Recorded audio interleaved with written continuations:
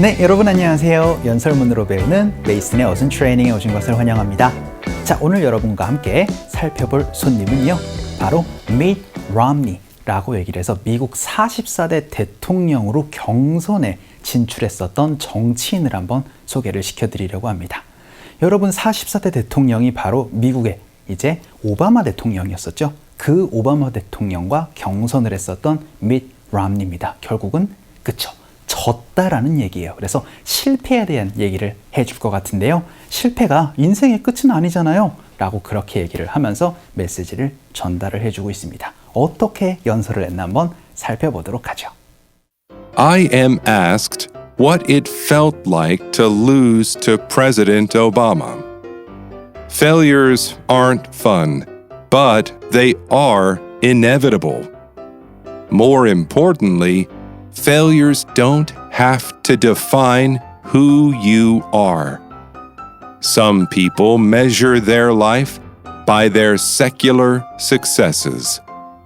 자, 오늘의 키워드 한번 살펴보도록 하겠습니다. 이 mitt romney가 이제 여러분 어떤 기분이 들다라고 그렇게 얘기를 할 때 What does it feel like to 동사인데 이제 어떤 기분이 들었는지 물어봐줬다라고 얘기를 하면서 여기처럼 What it felt like to 동사로 얘기를 합니다. 오늘은 이 부분으로 어떤 기분이 들다라는 부분을 한번 살펴보도록 할 텐데요. 일단 이거 공부하기에 앞서서 간단하게 한번 해석 한번 해보도록 하죠.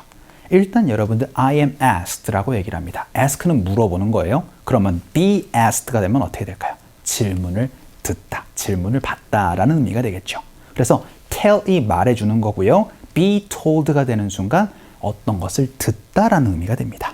자, 그게 간트 컨셉이에요. 그래서 I am asked, 전 질문을 받아요. What it felt like, 기분이 어땠는지를요. To lose to President Obama 라고 얘기를 하면서 그쵸, 오바마 대통령에게 진 기분이 어떤지에 대해서 많이 질문을 듣습니다. 라고 그렇게 얘기를 합니다. 그래서요, failures, 실패는요, unfun 이라고 얘기를 하면서 실패가 즐겁지는 않죠.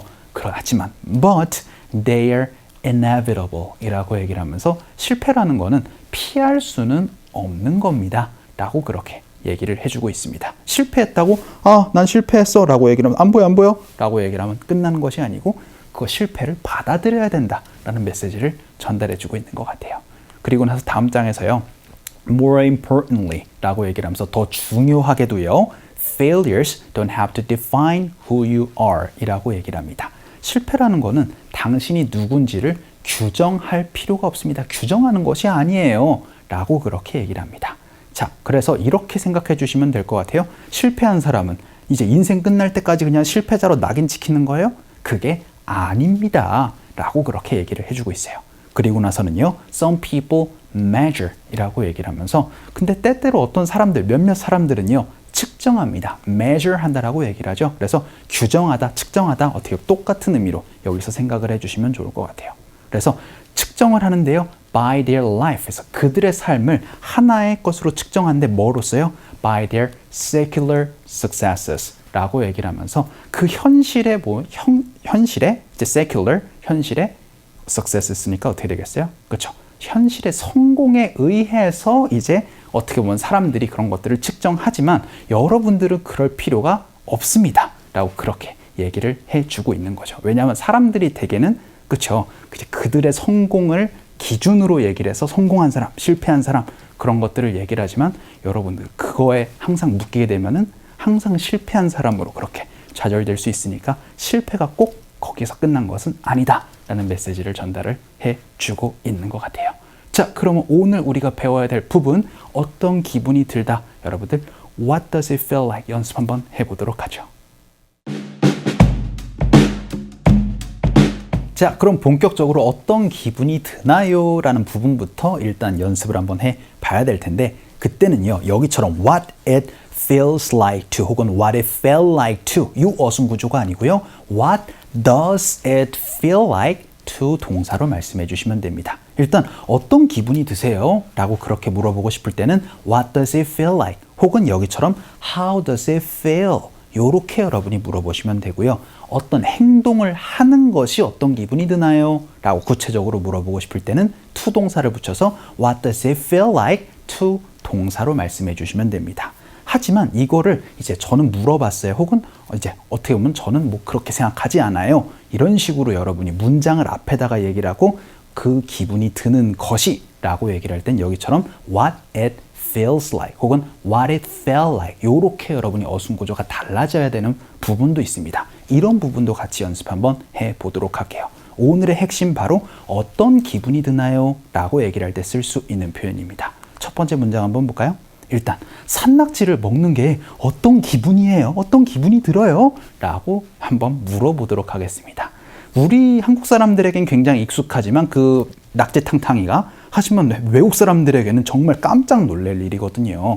일단 한번 물어보도록 하죠. 어떤 기분이 드나요? 그렇죠. 바로 What does it feel like? 이렇게 물어보시면 됩니다. 그리고 나서는 특정 행동을 하는 것이 to 동사예요. 그래서 먹는 것이 라고 얘기를 하면 to eat 무엇 이렇게 말씀해 주시면 되죠. 산낙지는요 바로 live octopus로 말씀해 주시면 됩니다. 산낙지 먹는 거 어떤 기분이 들어요? 연습 한번 해보도록 할까요? 갈게요. 시작. What does it feel like to eat a live octopus? 이렇게 여러분이 말씀을 해주시면 되고요. 두 번째 문장 한번 보죠. 이번에는 과거로 한번 물어보도록 할게요. 그럼 어떤 기분이 들었나요? 라고 물어봐야 되니까 그렇죠. What does it feel like이 아니고 What did it feel like? 이렇게 여러분이 물어보셔야 되겠죠.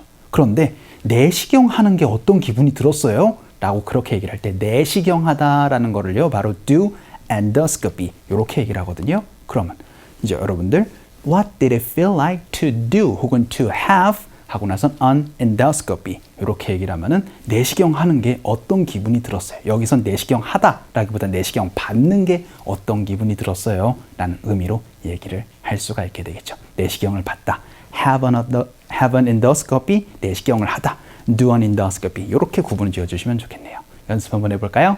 갈게요. 시작. What did it feel like to have an endoscopy? 라고 얘기를 해서 내시경 받는 거 어떤 기분이었어요? 라는 과거의 질문 한번 해봤습니다.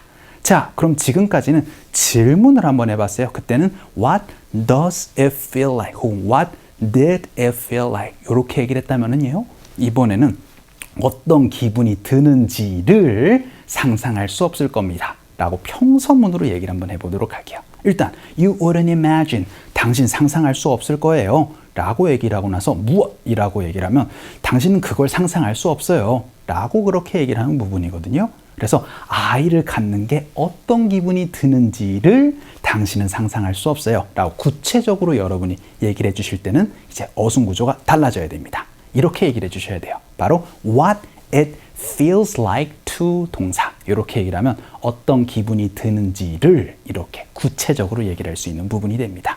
그래서요 아이를 갖는 게 어떤 기분인지를 당신 상상 못할 거예요 라고 얘기를 하고 싶을 때는요 to have a baby까지 넣어서 얘기를 해줄 수가 있겠네요. 연습 한번 해볼까요? 갈게요. 시작. You wouldn't imagine what it feels like to have a baby. 혹은 아우 당신 어떤 기분이 드는지 상상도 못할 걸 그렇게 얘기를 할 땐 You wouldn't imagine what it feels like 이렇게만 여러분이 얘기를 해 주셔도 좋아요. 자 그럼 마지막 문장 한번 볼까요? 이번에는 처음으로 운전하는 게 어떤 기분이 들었는지 말로는 설명 못해요 라고 얘기를 한번 해보도록 하죠. 일단 말로 설명할 수 없습니다. 이렇게 얘기를 합니다. Words can describe 라고 얘기를 해요. 그래서 어떤 기분이 들었는지를 과거에 이야기 한번 해보도록 하죠. 그럼 what it feels like이 아니고 그렇죠. 바로 what it felt like로 말씀해 주시면 됩니다. 이렇게 하고 나서 문장이 끝나도 되는데 처음으로 운전하는 것이라고 얘기를 해야 되니까 to drive a car for the first time으로 여러분이 얘기를 해 주시면 되겠죠. 이번에도 어떤 기분이 들었는지를 설명할 수 없습니다. 이렇게 얘기를 하는 what it felt like입니다. 요 어순구조 주의해 주시면서 연습 한번 해볼게요. 갑시다. 시작. Words can describe what it felt like to drive a car for the first time. 이렇게까지 연습 한번 해봤습니다. 자, 오늘은요 어떤 기분이 드나요? 어떤 기분이 들었는지를 이렇게 구체적으로 얘기를 하는 연습으로 What does it feel like? 혹은 What it feels like로 연습을 한번 해봤습니다. 자, 오늘 강의는 이쯤에서 정리를 한번 해보도록 할게요. 오늘도 너무 수고 많으셨어요. 그럼 우리 또 다음 시간에 봬요.